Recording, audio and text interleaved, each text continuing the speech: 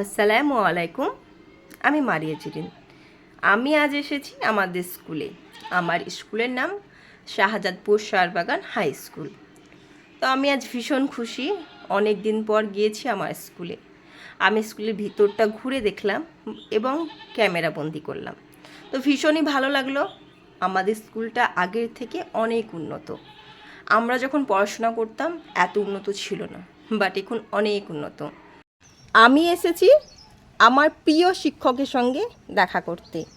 এটা হচ্ছে Shahzadpur শাহবাগান high school. অনেকে এটার নাম দিয়েছে নাকি প্রেমের বাগান।